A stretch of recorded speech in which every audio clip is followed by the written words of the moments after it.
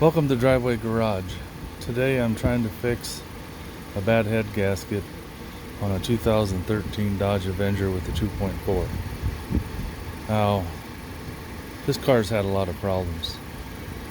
The thermostat housing was melted. There was a hole in it, so I replaced that along with the two thermostats that come with the housing.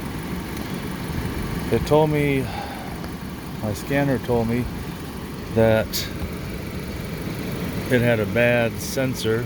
It's right underneath here for the camshaft, so I replaced that. What else? Oh, it was running rough, and I checked the coils, spark plugs, and it had a bad spark plug in the number, I guess it would be the third one left to right. I switched the coils and it was still on the same cylinder, so I put new spark plugs in. That fixed that issue. And then my temperature gauge was working good. Now before it was overheating really bad, but you can see now it's not even up to the halfway point since I replaced the thermostat housing. But the other day I was working on this and the temperature gauge just quit working. So I did some research and found out that it was probably this sensor right here that monitors the water temperature, coolant temperature right there. So I thought I ordered one. A week later I came back from vacation. I couldn't find any record of it, so I went down to Riley's. $19. I replaced the sensor, and that is by you just unplug it, snap this clip. There's a little black clip here. You have to lift it up and the whole thing rotates counterclockwise a quarter of a turn. Pull it out of there, put the new one in, put a little lubrication on the O-ring so it goes in easier. Twist it a quarter of a turn, approximately eighth of a turn, snapped into place. Put this back on, and immediately I had a reading on my, as soon as I started the car and it warmed up, I had a temperature reading again. Now I decided to change the oil. I've checked this oil several times and it was black, and the gauge on the dash said it needed an oil change. Today I went to change it, and as soon as I opened up the screw on the drain plug, or I took out the drain plug, it was kind of milky looking, and I'm like, what the heck? I've checked this oil several times and it was dirty but not milky. I checked the oil cap, I checked the dipstick, but today for some reason it decided that it needed to blow the head gasket, and I suppose it was getting weak from being overheated. So now I'm putting in some bars leak. Yeah, I'm putting in this bars leak head seal. Now on this car, it has about a 2-gallon coolant capacity, so I'm using a half a bottle. And this is almost 34 ounces, 33.8. So I just got a water bottle that is 16.9, so almost exactly half. Well, I guess it is exactly half. Anyway, I filled up the water bottle. Then before that, on the passenger side of the radiator, on the end of it, there's a petcock valve. You have to open that up. And I thought you opened it a little bit, the water would drain out, but it didn't. I had to back that thing all the way out. And as you can see, the little bit of water that was left in there came out.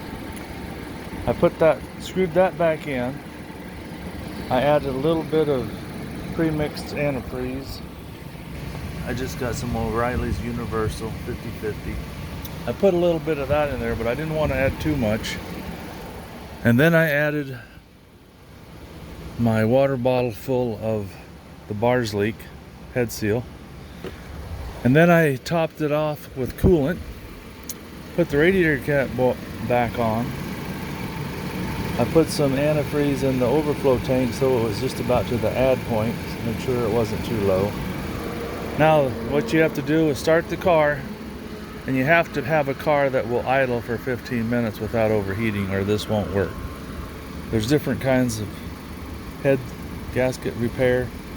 This particular one, your car has to be able to idle for 15 minutes or you can't use it.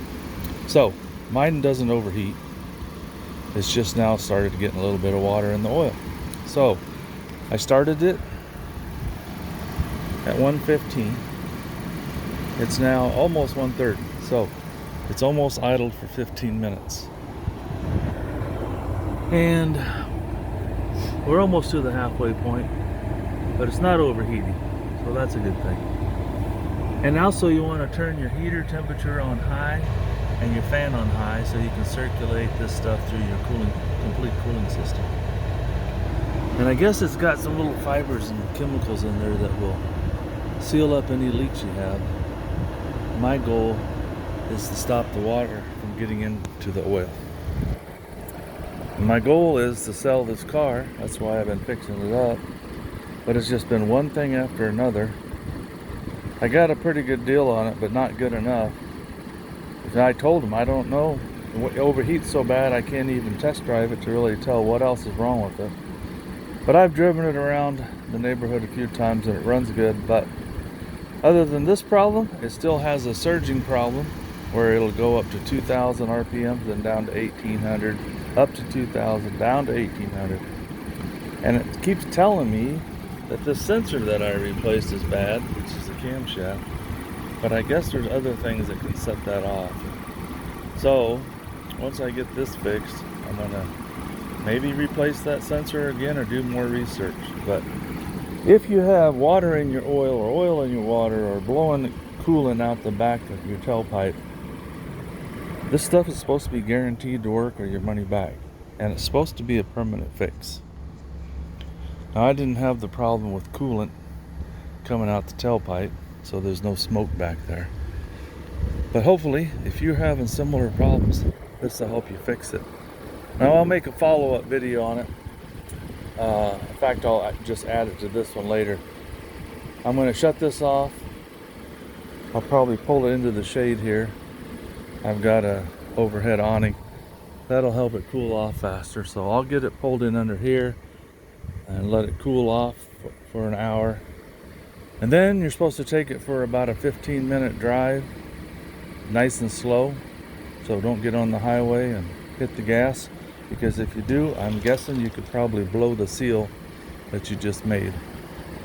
So I'm going to shut this off, and then in a half hour, an hour, I'll come out when it's cooled off and go take it for a spin. And we'll see if we fix the issue. I just wanted to do the end of the video for the head gasket repair. I did the procedure that they said, and then I let it cool off, and then I took it for a drive for about 15 minutes. Then the next day I took it for another drive, and it seems like it fixed the problem pretty good. Before I was getting water in the oil. I'll pull the dipstick out here, show you what that looks like. I think I can do this with one hand. Nice and clean. Getting the sunshine, that probably doesn't help. Anyway, no sign of water in the oil, so that's a good thing. And I had the cover off, everything looks good. So if you have a car with a bad head gasket, might be worth 50 bucks to try to use that stuff and fix it. Thanks for watching. Feel free to like, share, and subscribe.